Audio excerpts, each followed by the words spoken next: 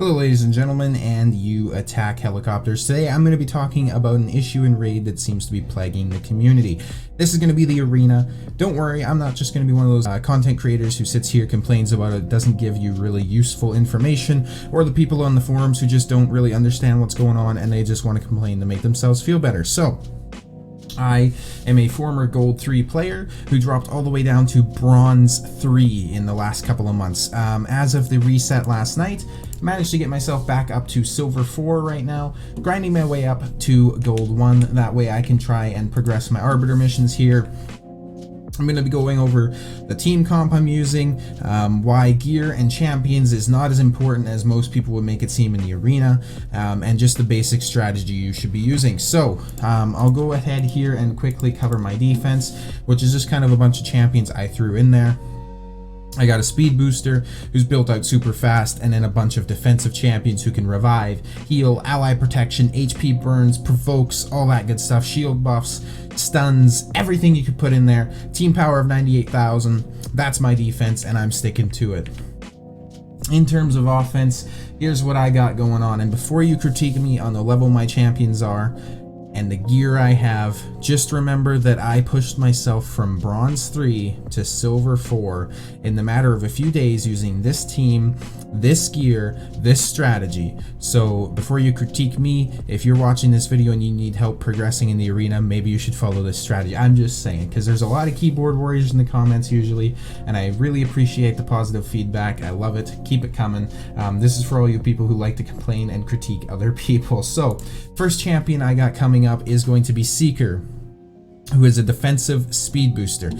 He's actually not my aura lead either. I'm bringing him for his Tailwind skill, which fills the turn meter of all allies by 30%, increases attack by 50% for 2 turns, grants an extra turn, and that is key here. If you have Seeker, he is a great champion for this, and here's the reason why. So everybody knows he brings crowd control on his A1. He has a 25% chance of placing a provoke on a 2-hitter A1. Here's the thing, I built out his Masteries a tiny little bit, and I've got him Evil Eye. Evil Eye, for those of you who do not know, I can't talk today apparently, it decreases the target's turn meter when this champion hits them with a default skill for the first time. Decreases the turn meter by 20% with single target skills, and that's what he's going to be using on his A1. So the strategy comes in, he uses Tailwind, boosts everybody's turn meter, increases attack, goes into his A1. I can target either the enemy speed booster, whoever's closest to getting a turn, and then I'm either going to be provoking them or I'm going to be decreasing their turn meter as long as my accuracy is high enough. My accuracy is only 100, but I've found myself very able to land either the turn meter reduction or the provoke. His stats aren't even that crazy. 262 speed, he's the champion that's going first in my team.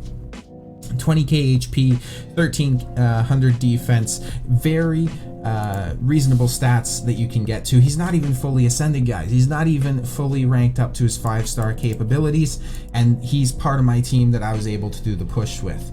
Next champion is going to be Deacon Armstrong, and all these champions are very interchangeable because I know a lot of people probably aren't going to have Deacon. Amazing champion, by the way. I'll probably be doing a review dedicated just to him in the near future because he is absolutely phenomenal.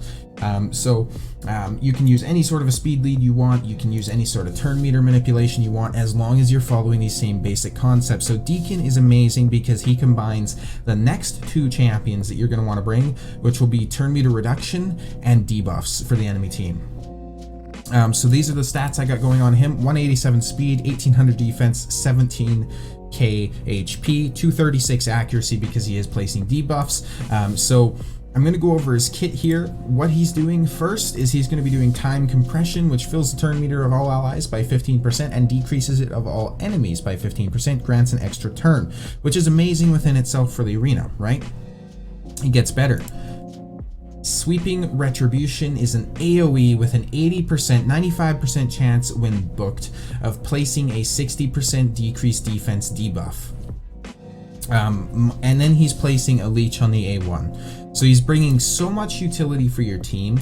He's bringing the decreased defense that you would usually bring somebody else. In my case, I was using like a War Maiden for it, that kind of thing. He's bringing both of those skill sets on one champion. On top of that, I use him for his aura, which is increasing ally speed in all battles by 19%. This guy doesn't even have crazy gear. He doesn't have crazy stats. This is very easily attainable for anybody. The next champion who goes is going to be my Talia. And this should be a wake-up call for anybody who's stuck in Bronze 3, you know, anything below Silver 1, who is using gear as an excuse, who's using champions as an excuse, who's using anything they can as an excuse, because it's getting a little tiring at this point in the community, when people are just non-stop complaining and not really doing anything to help themselves out. So I'm using Talia. She's 6-starred, but only level 34, not even fully ascended, and this was partly to prove a point. Her masteries aren't fully completed. I came in here and got Helm Smasher, which again should be very easily attainable for anyone playing this game, since you can literally buy it with gems. She's coming in here with 3k attack, 178 speed, obviously roughly 95% crit rate, and then 118% attack. Crit rate can be as low as 70%, and I'll go over why. It's going to be your A2. She's placing 25% increased attack and 30% increased crit rate on herself, then AoEs. This is an amazing skill. It hits hard. If you have Phoenix on the same team, she can actually place bombs and everything like that as well. So Helm Smasher and this skill coupled together is going to be a really good combo. Her A1 attacks one enemy 3 times. It still hits hard. She can counter attack on herself, all that kind of good stuff. I have her built out with decently okay gear, so I got speed boots going on, attack percentage pretty much everywhere else, you know, and this scales, so you don't need Talia to be your nuker. You can use any of the starting champions except Gaelic, I would say. So you can use Kale quite easily. He's one of the best nukers in the game for the arena. You can use Aethel, you can use Elhain, you can use any of those champions to nuke quite easily. If you don't have one of them available because they're built for your PvE content, see about you know, getting another champion ready to go. If you pull like a Talia or something like that, get her ready to nuke just in the arena. That's pretty much what my Talia is set up to do. And the final champion who's going to go on my team is actually Syl. And I know this is kind of an odd choice, but there's a reason for it. What I found would happen quite a bit using Talia at her level and everything like that is that there would at least be 1 to 2 enemies left alive on the enemy team.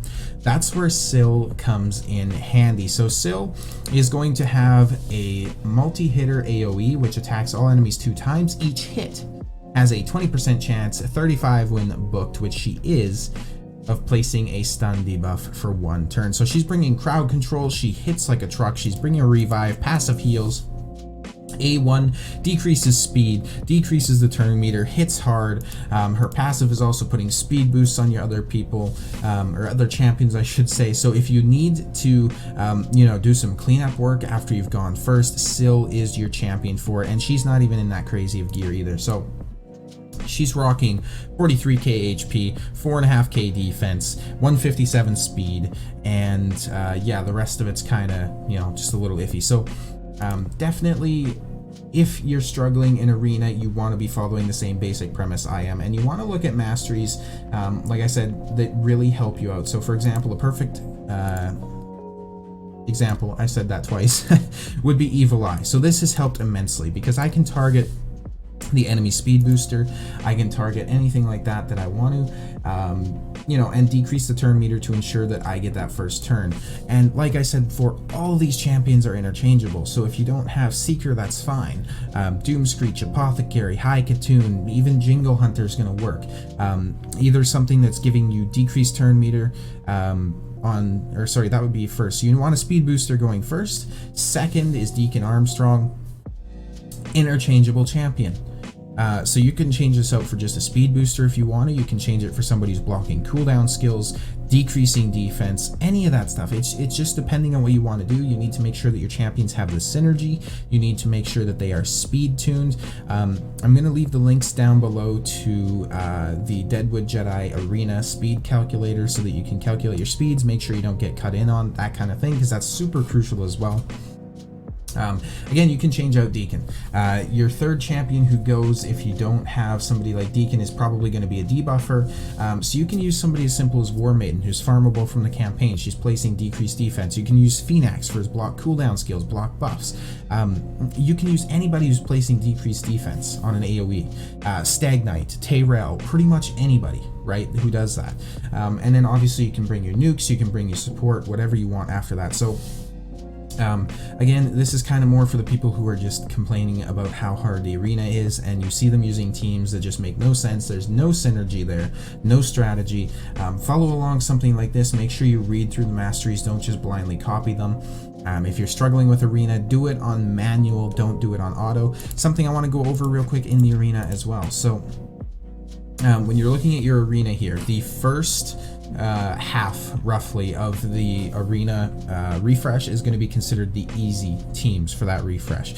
What that means is, as you can see here, you're getting less points for actually beating these teams. So if I compare the top team, which is 8 points, to the bottom, that's going to be a difference of 5 points. This also plays a factor when you're battling. So if I were to fight this team and lose, I'm going to lose more ranking points than if I fought the highest ranking team and lost. You gain more points for winning and you lose less points for losing. Up here, you gain less for winning, you lose more for losing. So keep that in mind. Use your battle log on your attack here to look at the kind of teams you've been fighting, that kind of thing. See the names, see the champions. If there's something that sticks out to you as a champion or a team you can't beat, don't fight it. Don't let your ego play into it. Just move on. Find a team you can beat, rank up that way, and things will get a lot better once you get into the higher silver, higher gold. The teams actually become a little bit easier, I found. There's a lot of all legendary teams and stuff like that in the lower silvers, high bronze, that kind of thing. Just push through it, use a little bit of strategy, put some decent gear on your champions. Don't take somebody you're using in Clan Boss and use them in the arena and wonder why it's not going well. Perfect example of that is my Kale. He's built to be my Clan Boss champion right now. He's not going to be able to lay down nukes in arena. You have to build champions specifically for the arena, get that strategy and that synergy going. I hope this helps some of you guys out there. If you have any questions, leave them down, in the comments. I'll try and help you guys out as best I can. I'll catch you guys in the next video, and have a great day.